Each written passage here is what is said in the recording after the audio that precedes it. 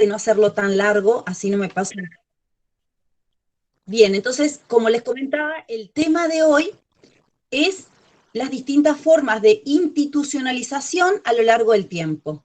Silvina Girf, en el capítulo 2, Silvina Girf, Grinberg y Abregu buscan la respuesta a una pregunta que nos va a ayudar a entender los distintos tipos de educación, que es, ¿cuándo se inventó la escuela?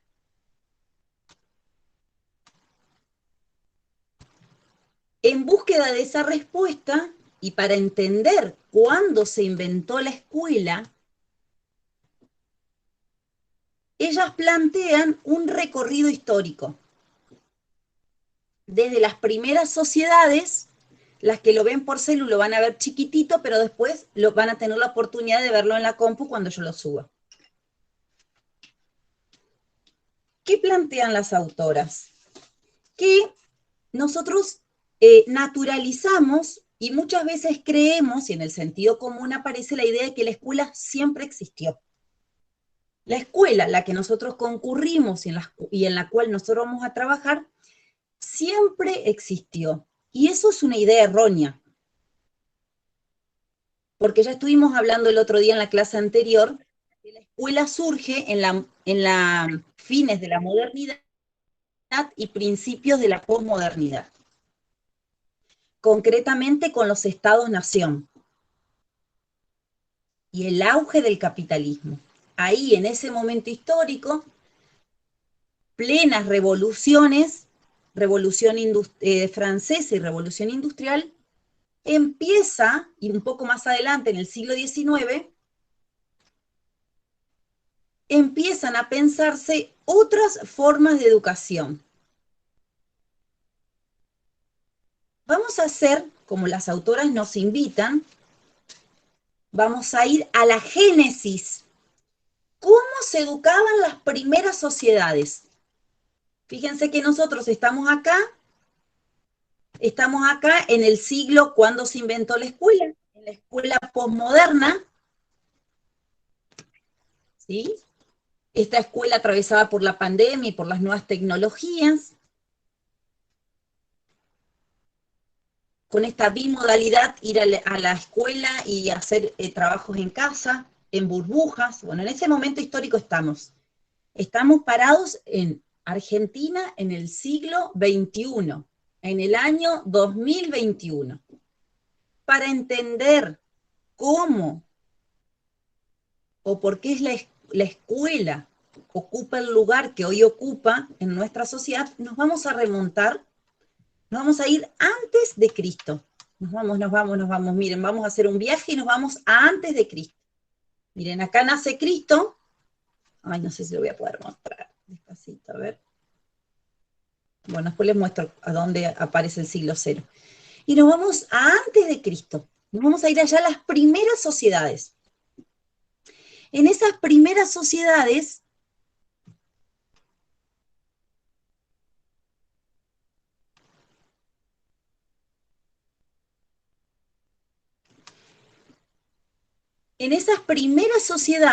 de recolectores, la gente andaba semidesnuda, vivía en cavernas, cazaba, comía de lo que recolectaba, eran nómades. Según las estaciones del año y según lo que la naturaleza le iba ofreciendo, iban buscando su alimento, su subsistencia. Los primeros saberes, porque ahí ya había educación, se transmitían ahí en la comunidad, en la familia, en ese, ¿sí? ¿Y en qué consistían esos primeros saberes que se transmitían? Lo habíamos visto la otra vez. En cómo cazar, cómo armar una flecha, cómo armar un arco, cómo armar una trampa,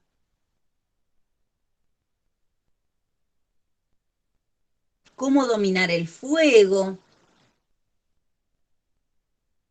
dónde cobijarse del invierno, quizás también cómo sacarle el cuero a los animales para hacerse taparrabos y mantas para cubrirse en las épocas invernales.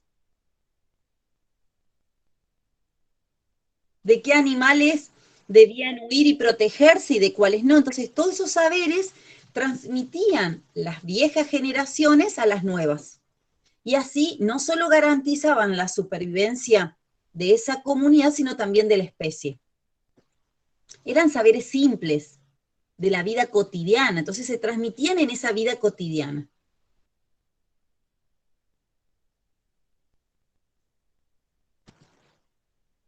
Cuando las sociedades se fueron complejizando, apareció la necesidad de radicarse en un lugar.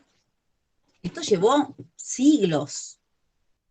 El hombre empezó a producir, seguía siendo cazador y recolector, pero no era su actividad primordial, porque al pasar del nomadismo al sedentario, quedarse en un lugar quieto, empezaron a buscar alternativas en épocas del año donde quizás no se podía cazar o los frutos que ofrecía la naturaleza no alcanzaban para subsistir. Entonces empezaron a producir. Y en esa comunidad de productores se incrementaron nuevas herramientas de trabajo y con ellas también se empezaron a dividir las actividades. Quizás quién iba a cazar, quién iba a recolectar y quién iba a producir, cómo iba a producir, qué hacer con esa producción.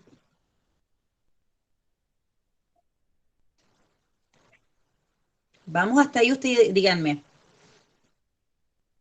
La imagen es clara, cada uno está haciendo una actividad diferente, porque la misma sociedad empezó a dividir el trabajo.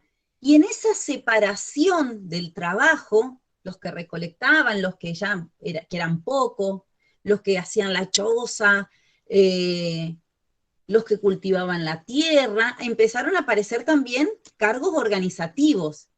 ¿Quién iba a organizar y tomar las decisiones de la comunidad? Y en eso también aparece la necesidad de que alguien pase la cultura a la otra generación. Se empieza a desprender o se empieza a separar la educación de la vida cotidiana. Empieza a aparecer alguien especializado que iba a enseñar a otros diferentes saberes.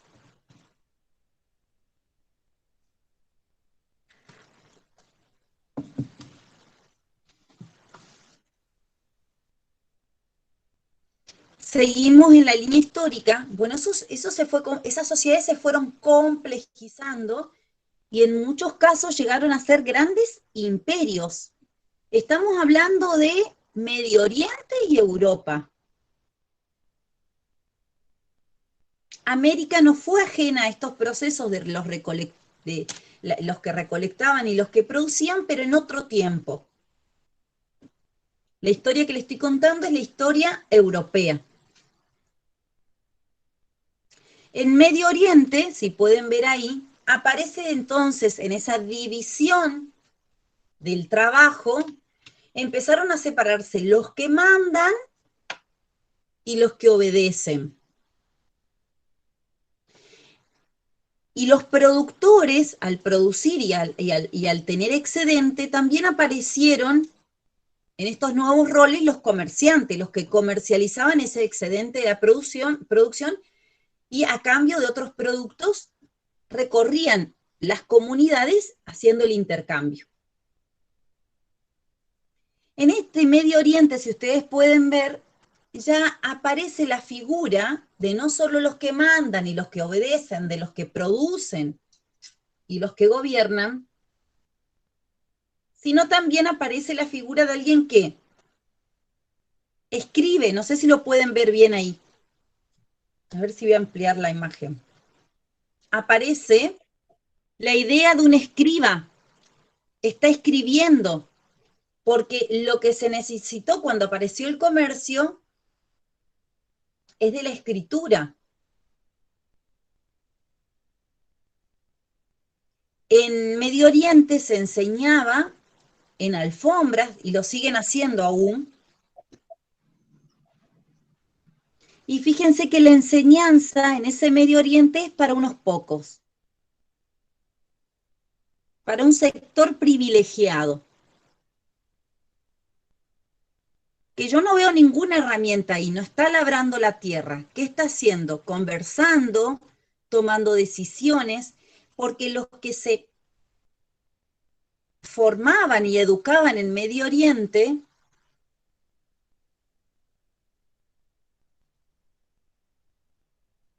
eran aquellos que iban a ejercer cargos públicos, que iban a coordinar el trabajo de la comunidad, que iban a tomar decisiones.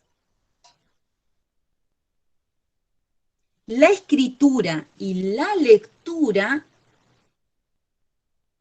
era un privilegio de uno o dos en un imperio. La educación no era, no pasaba por saber leer y escribir, sino por artes políticas, ética. No tenía que ver, vieron que nosotros vamos a la escuela y lo primero que aprendemos es a leer y escribir. No, no era, en esos primeros momentos no era el saber privilegiado. Porque escribir era como un privilegio de unos pocos y era realmente un arte, no era para cualquiera. Lo mismo que leer. Entonces, quizás leía y escribía uno en el imperio, que se denominaban escribas.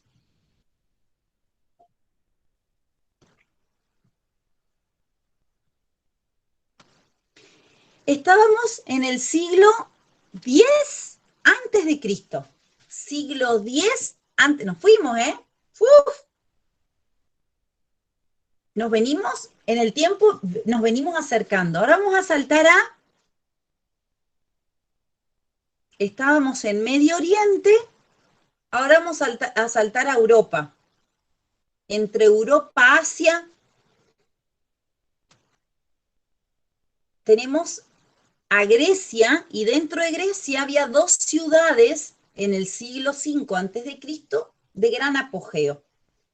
En este caso nosotros vamos a tomar a Atenas, pero también estaba, ay, se me fue, Grecia, Atenas y Esparta. Totalmente la educación es distinta en Esparta. Nosotros vamos a tomar, de hecho las autoras tomaron Atenas.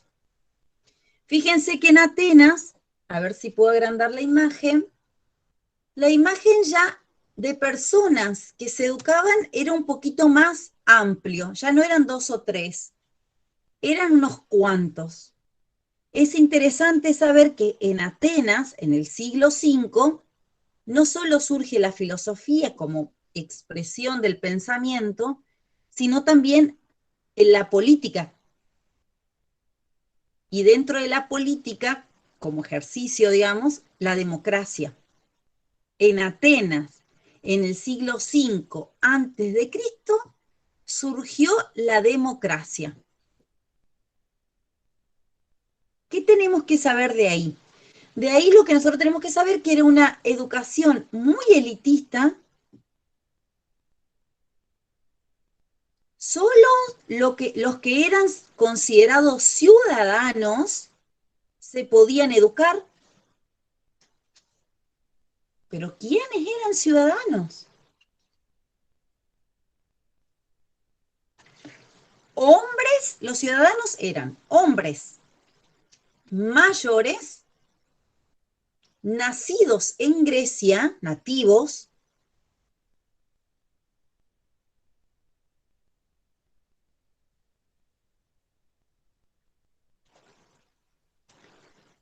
y que hablaban griego.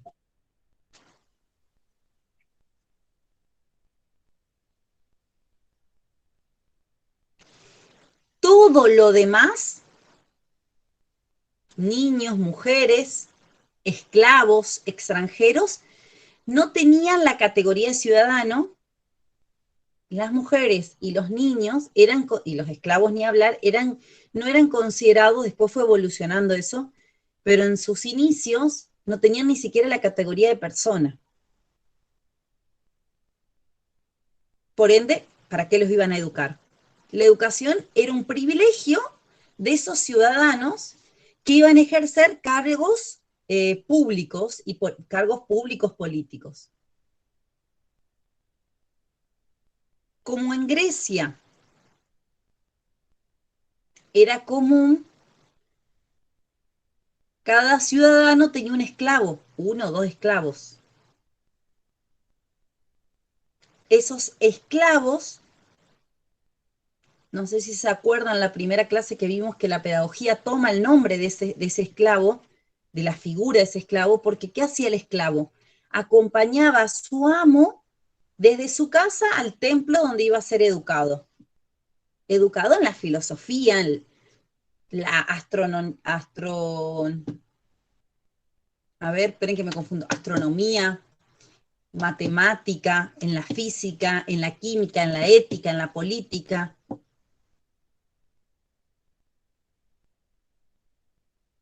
En todas esas artes que surgían, porque no eran ciencias, pero no eran ciencias en el sentido actual, en todo eso iba a ser formado ese sujeto, ese ciudadano.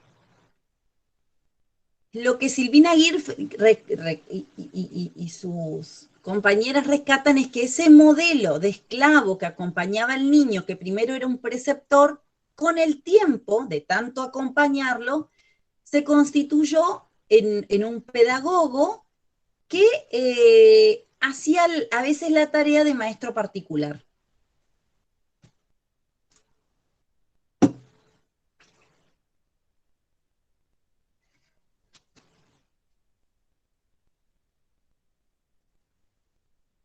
Hay una película muy interesante que a mi parecer estaría buena que la puedan ver cuando ustedes consideren, no es que les va a servir, pero les va a ser insumo para ubicarse en el tiempo, cómo vivían en ese tiempo, que es un peliculón que se llama Ágora.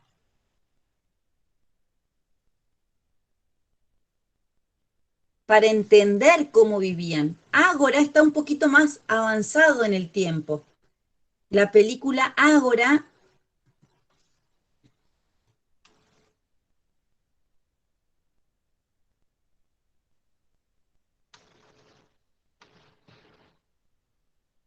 ay, se me va el, esperen que lo voy a buscar acá, así a ver si puedo.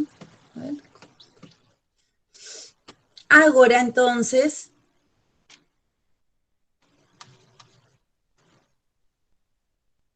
se me va y se me viene la línea histórica, espera un ratito. A ver, ahí. Es una película hermosa. Ahí está.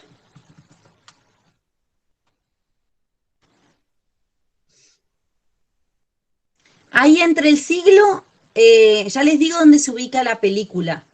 La película se ubica porque acá lo que yo no puse, entre el siglo V antes de Cristo, está el siglo 0, que los historiadores marcan como el nacimiento de Cristo. Si ustedes ven en la próxima filmina, Roma está 3 siglos después de Cristo. Quiere decir que acá lo que me faltó marcar, donde está la crucecita, es acá lo puedo marcar así, el nacimiento, acá, el nacimiento de Cristo. Es el siglo 0. El nacimiento de Cristo es el siglo 0. Entonces tenemos Atenas, Medio Oriente, antes de Cristo, el siglo 0 es Cristo, cuando nace Jesús, y después tenemos Roma, siglo 3 después de Cristo. ¿Qué pasó? Ahí se ubica la película. Y cuenta la historia de una filósofa. No les voy a contar porque es extraordinaria, pero más allá de la historia de la filósofa, cuentan cómo se educaba, cómo estaba organizada Grecia en ese momento histórico y cómo empieza a surgir ahí algo que es clave, que es el cristianismo como religión.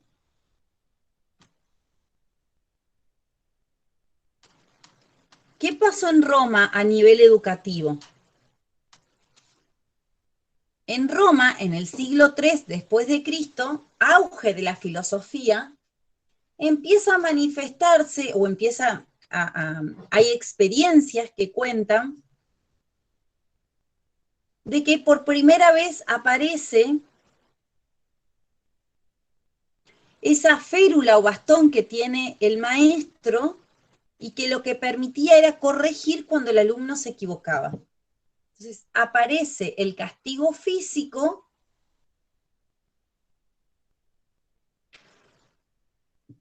vinculado al proceso de aprendizaje.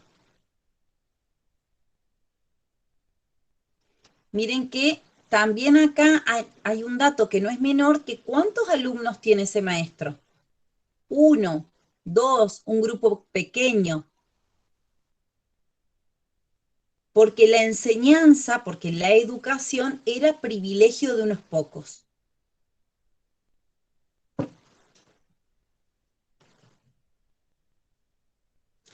No tenían libros, no había libros, sino que había unos rollos, no había papel en esa época.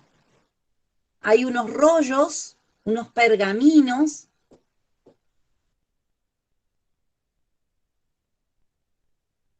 donde el aprendiz enseñaba,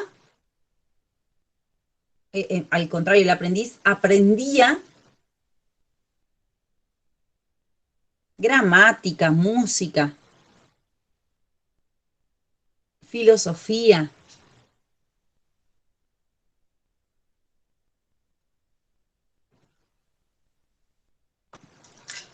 Habíamos hablado,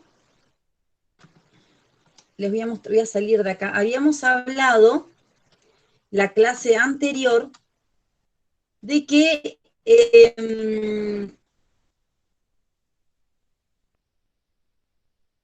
habíamos hablado la clase anterior de que a partir del siglo V después de Cristo, acá está, Roma es el siglo III, a partir del siglo V al siglo XV después de Cristo, en Europa, no sé si se acuerdan, los historiadores marcan la Edad Media, del siglo V al siglo XV. Sería 1000 años duró la Edad Media. Ya lo estuvimos conversando, pero está bueno siempre la Edad Media, donde lo que tuvo fuerza y eje, lo vimos en sociología también el otro día, fue la mirada teocéntrica del cristianismo, que a través de la religión se explicaba todo lo que sucedía en la vida. Y la educación no estaba ajena.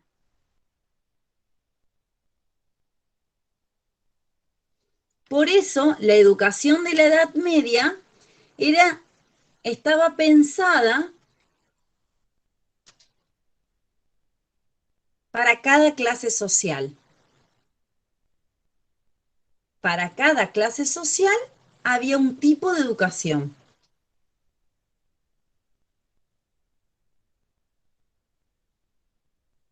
Obvio que esa educación era solo para los privilegiados.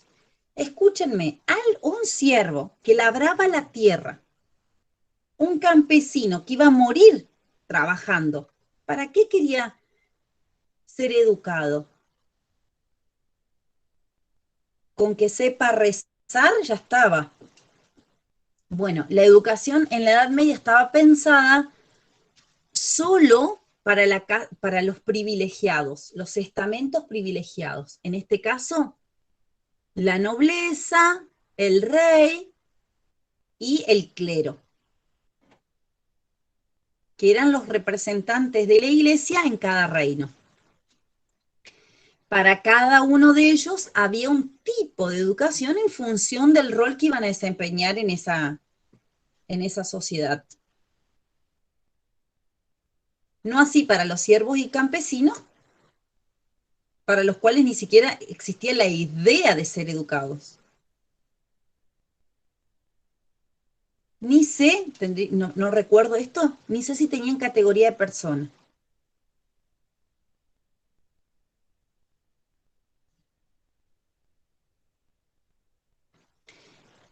Entonces, la educación, privilegio de unos pocos,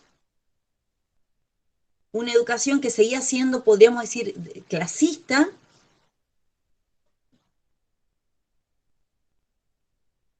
y los saberes estaban diversificados en función del rol que cumplían dentro de esos estamentos sociales. Hablamos el otro día, no sé si también recuerdan, de la reforma y la contrarreforma que se había dado a fines de la Edad Media y que Martín Lutero había presentado cuestionamientos al poder de la Iglesia. Él, que era parte de la Iglesia Católica. Yo les había contado que la Iglesia Católica no se quedó quieta ante semejante insulto y cuestionamiento, y que había creado, se había juntado en el Concilio de Trento para definir algunas líneas de acción. Y dentro de esas líneas de acción estaban los colegios internados jesuitas, que iban a permitir evangelizar, seguir con esa función evangelizadora de la Iglesia y también educadora, y otras acciones que también tenía pensado la Iglesia Católica. En lo que nos respecta a lo educativo, vamos a hablar en el siglo XVI de estos colegios que se habían disipado por todo el mundo y cuya enseñanza no era solo religiosa,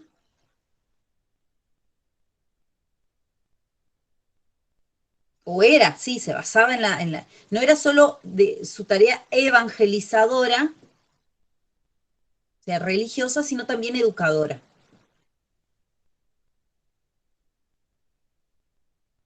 Los jesuitas, como les decía recién, que estuvieron en todas partes del mundo, en Argentina, en la zona de Misiones, parte del Paraguay, Corrientes, no sé si Entre Río, Brasil, Córdoba, hicieron sus asentamientos. Estamos hablando del siglo XVI.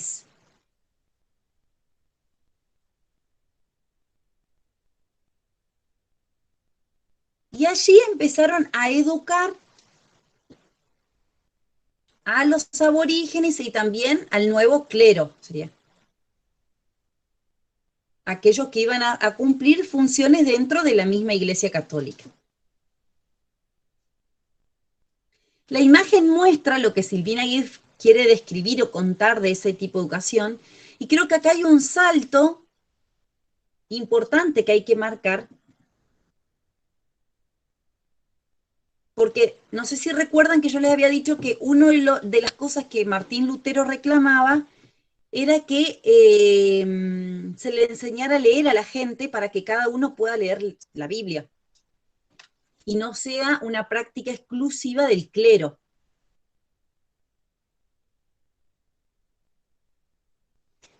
Si uno mira la imagen, ya no es la enseñanza, ya no es de uno a uno.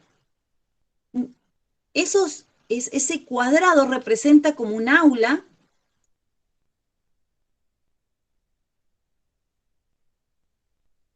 quizás de 100 o 200 alumnos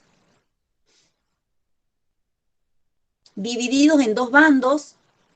Si uno mira, aparece la iglesia, el templo con sus fieles, que de alguna manera ellos querían replicar la liturgia, y allá adelante estaría el cura con sus monaguillos, medio bastante parecido a la liturgia, porque la iglesia no se desprende, los colegios internados jesuitas eran de la iglesia católica. Entonces, en esa tarea evangelizadora también eran educadores, cumplieron la tarea de educadores. Silvina Aguirre grafica de alguna manera, no sé si el dibujo de ella, dice que es de Trilla, que es otro autor, Lo que grafica ahí es, primero, que es un grupo grande de estudiantes. No es uno a uno como fue en Roma, como fue en la Edad Media, que era para unos pocos. Son muchos estudiantes que van a ser educados al mismo tiempo.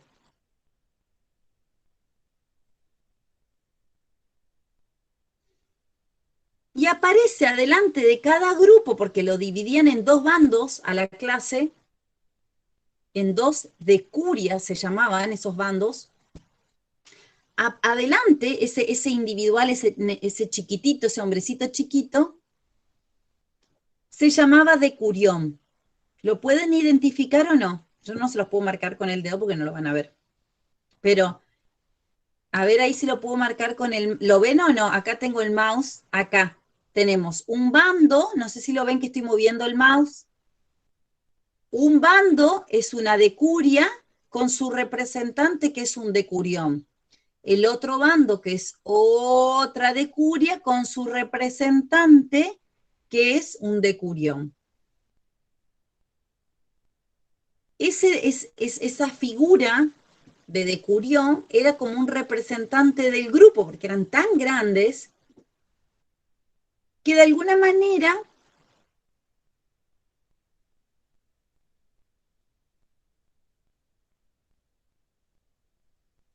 representaba a su grupo, porque los jesuitas tenían un sistema de enseñanza competitivo, los hacían competir.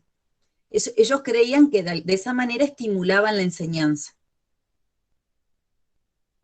Esa figura central que se ve ahí, que nosotros hoy le pondríamos maestro, era en realidad parte del clero. Habrá sido un obispo,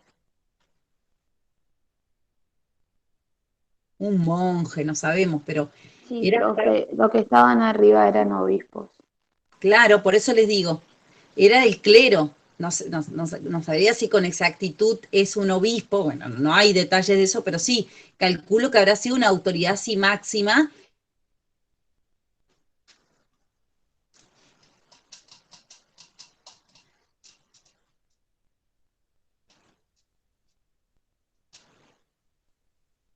Ahí acá Silvina Irf le llama maestro, pero no era el maestro que nosotros conocemos, digamos, no era un maestro.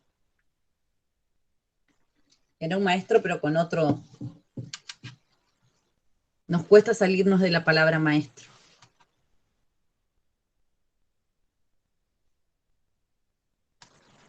A ver si podemos ir más adelante. Entonces teníamos los colegios internados jesuitas. Ay, estoy media lela hoy con el aparatito este. Tenemos los colegios internados jesuitas.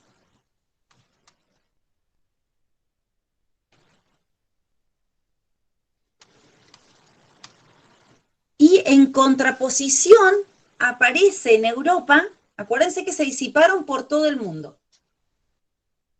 En contraposición, un monje de una congregación protestante del lado de Martín Lutero, de esa línea, no dentro de la Iglesia Católica, llamado Juan Amos Comenius, en Checoslovaquia, plantea, coincide con algunas de las cosas que se llevaban a cabo en los colegios internados jesuitas, pero plantea algunas reformas. Toma alguna de esas ideas, pero plantea reformas. Miren la figura, voy a ampliarla a la figura de Comenius, a ver si la pueden visualizar.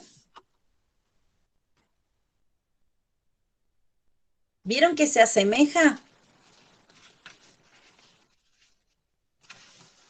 a la figura de los colegios internados jesuitas? Nada más que Comenius no coincide en esto de que había que dividirlo en dos bandos. No.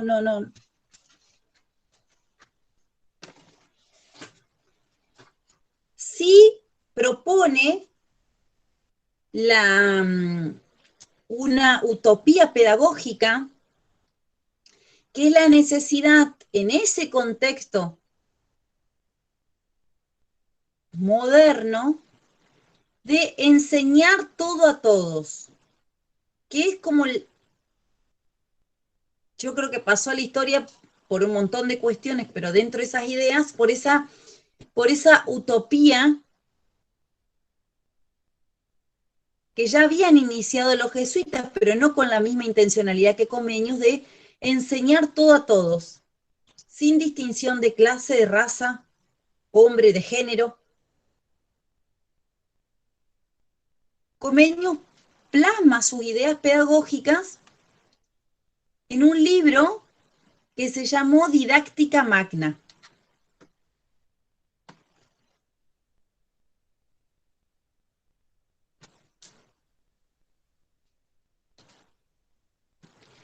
En esa Didáctica Magna, que fue uno, no sé, la cantidad de libros que escribió Comenius, un monje de una congregación, había mucha producción teórica. En ese libro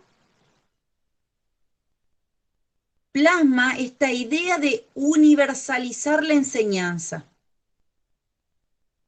Imagínense, dentro de un convento, él piensa que la educación debe ser universal. Debe ser única e igual para todos.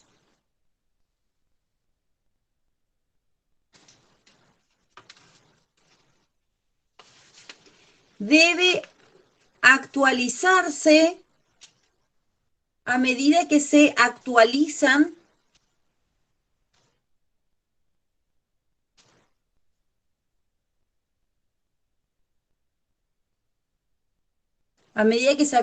los saberes.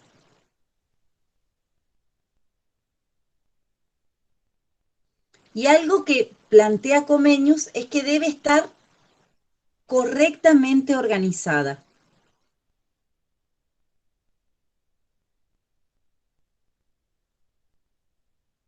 Por eso él propone lo que se conoce como educación gradual de la enseñanza.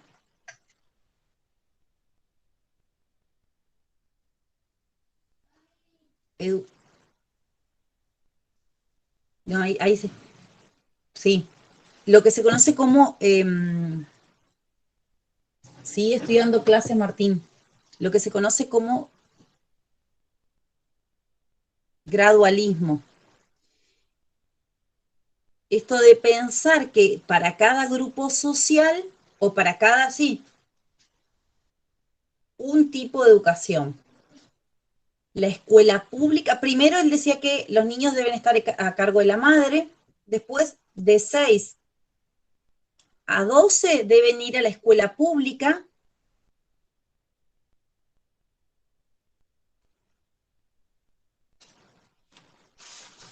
de 12 a 18 deben ir a la escuela de gramática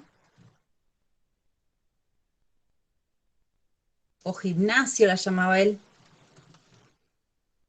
y a partir de los 18 años a la universidad. La universidad ya existía. La universidad surge en el siglo XIII aproximadamente. Entonces, él de alguna manera va organizando. Era un observador de la naturaleza, Comenius, entonces lo que él pretendía con su libro Didáctica Magna era reproducir esto que pasaba en la naturaleza en las prácticas pedagógicas. Aparece por primera vez en la historia, por eso es un referente Comenius, no solo la necesidad de que el maestro tenga saberes de los contenidos que va a enseñar, sino saberes didácticos, es decir, cómo los va a enseñar.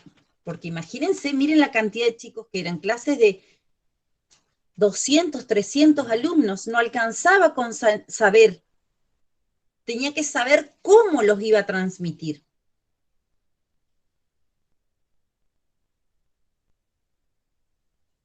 Para eso, Comenius consideró que organizar la educación era clave para garantizar la formación de hombres.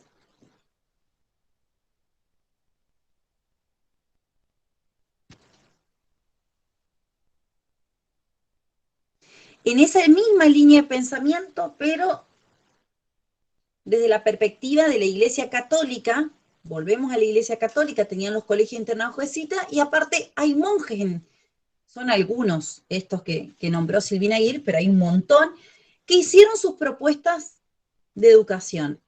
Aparece como un referente que hoy en día también es referente, que es Lassalle, Juan Bautista Lassalle. Y sumado a lo que Comenius planteaba y lo que los colegios internados también habían propuesto desde diferentes vertientes de pensamiento religioso, Lassalle propone esto que ya se venía de alguna manera haciendo, que era la simultaneidad de la enseñanza.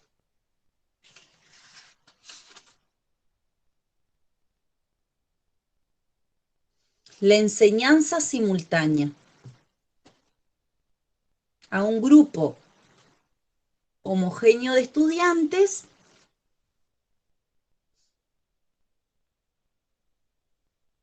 en un mismo momento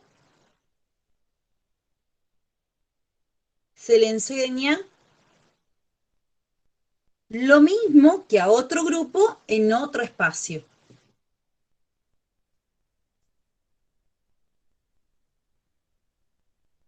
Y dentro del mismo grupo, o sea, la simultaneidad de la enseñanza ya no es uno a uno, es uno para un grupo, y lo mismo sucedía en otro espacio, dentro del mismo convento, de tener un docente o un formador o un educador a cargo de otro grupo enseñándole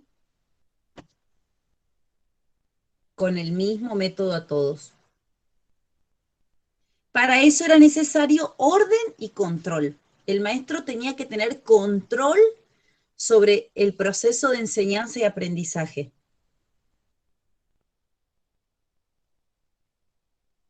Y aparece, imagínense que los colegios religiosos, en los monasterios, el orden es como clave. El orden, las rutinas, ¿sí? Entonces, para eso lo replicaban a la enseñanza. Y vigilancia constante del maestro para con el estudiante. Había que controlarlo, había que vigilarlo.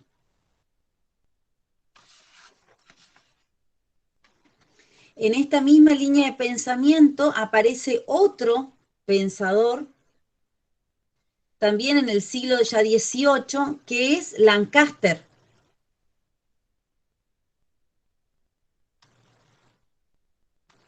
Fíjense que acá la imagen, yo tomé una imagen media chiquita, pero fíjense que la imagen replica de alguna manera lo que eran para los jesuitas.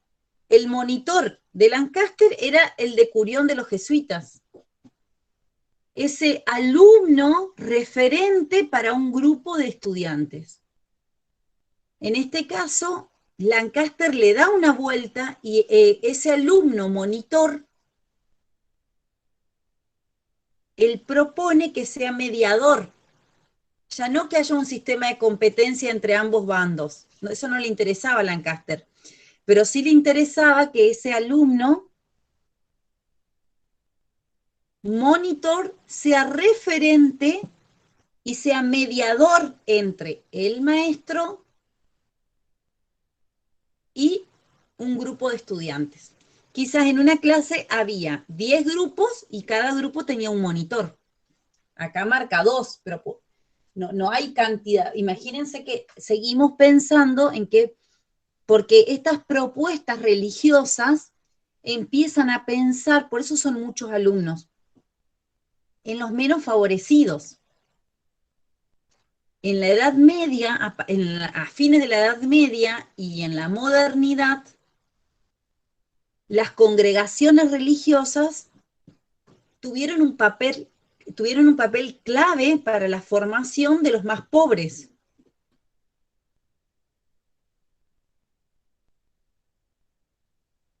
En esta iniciación, no piensen que iban a la escuela a aprender a leer y escribir o sería, iban a la escuela y sí, quizás tenían primeras letras, algo de lectura, pero esas prácticas se fueron incorporando mucho después a la escuela, a la educación. En los colegios religiosos leían la palabra, aprendían hábitos, aprendían todo lo que tenía que ver con lo religioso.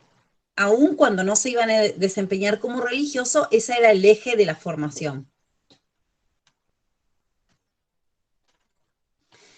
Se nos pasó la modernidad, estuvimos hablando de la Edad Media, la Edad Antigua, Media y Moderna. Llegamos al siglo XIX. Yo les había dicho que en el siglo XIX,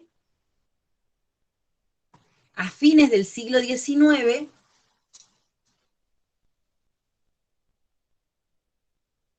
perdón, estoy confundida, fines del siglo XVIII, principios del siglo XIX, ahí corrijan, fines del siglo XVIII, principios del siglo XIX, en plenas revoluciones, francesa en Francia, industrial en Inglaterra,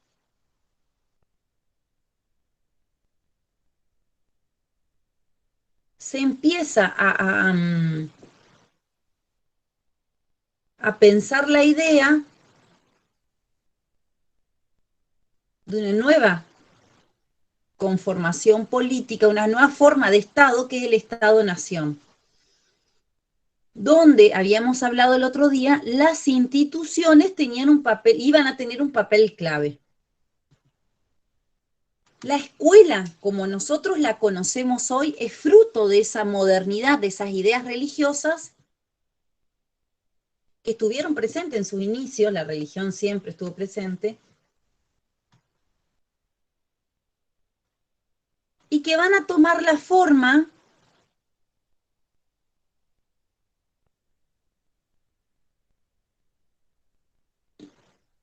de un lugar específico, ya no en los conventos, en las catedrales, en los castillos, en los monasterios, sino en una institución específica que a lo mejor primero funcionaba en una casita, en un...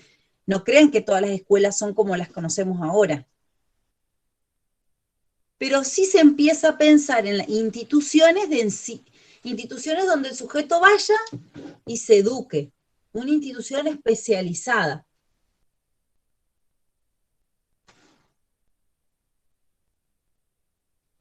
Una institución donde haya un educador y un educando, un maestro y un alumno, donde se transmitan saberes que ya no sean religiosos,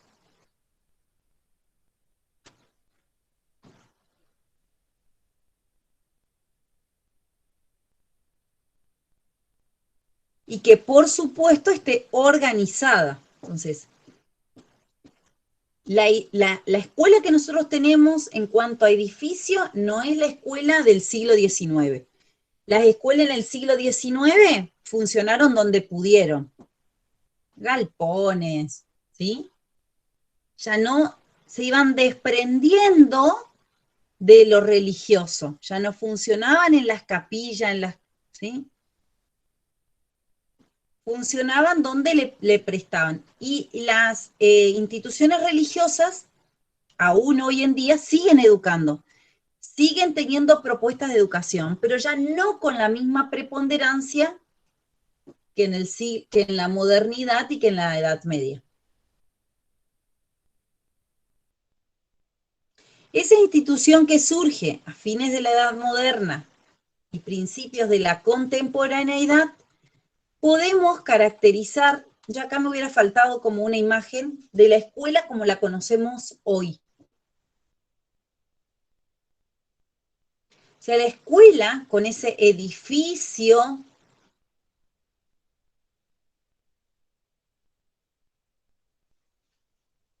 con sus roles, maestros, directivos, alumnos, contenidos a transmitir, recreo, aulas, libros,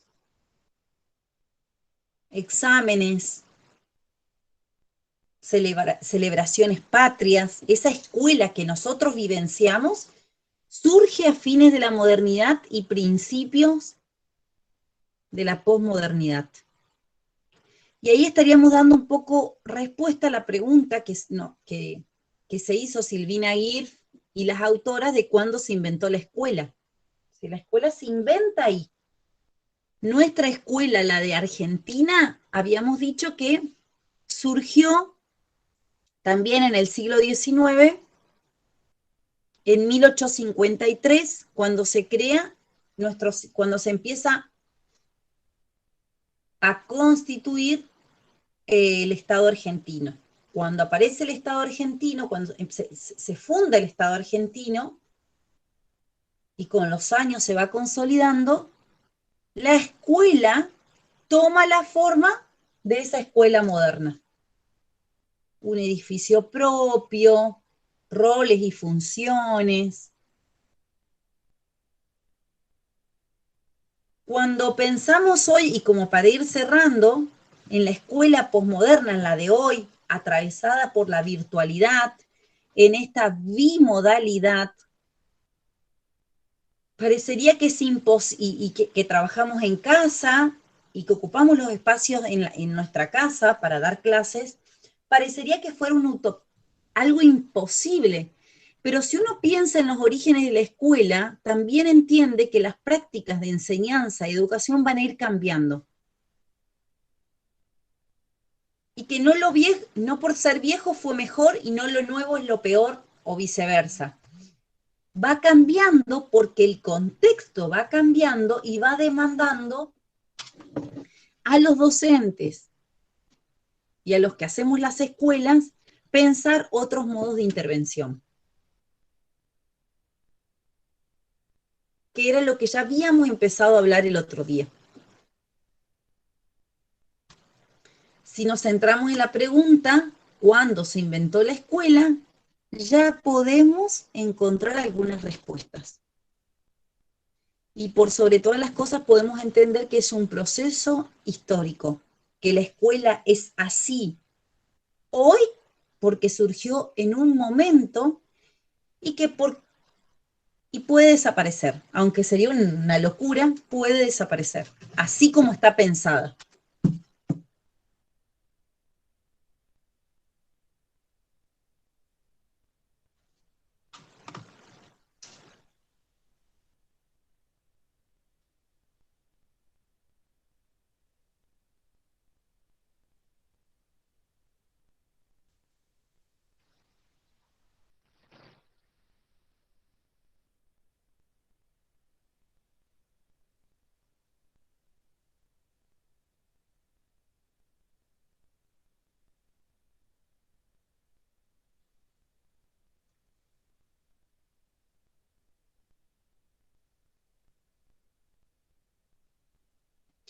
¿Alguna pregunta?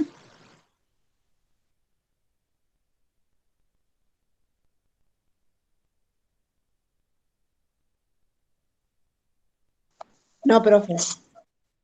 Cuando lean el texto, como para ir cerrando, porque me están escribiendo los del otro grupo, cuando ustedes lean el texto van a aparecer cositas, ideas, que yo no se las dije, pero que le van a permitir completar y entender aún más cada tipo de educación.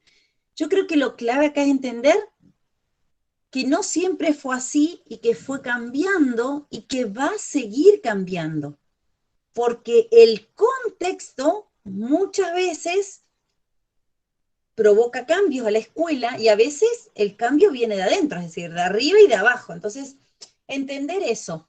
Y ante este contexto, por ejemplo, de pandemia, buscar respuestas. No quedarnos en, ay, la escuela, ay, la queja constante. Es lo que tenemos, disfrutemos y aprendamos de lo que tenemos.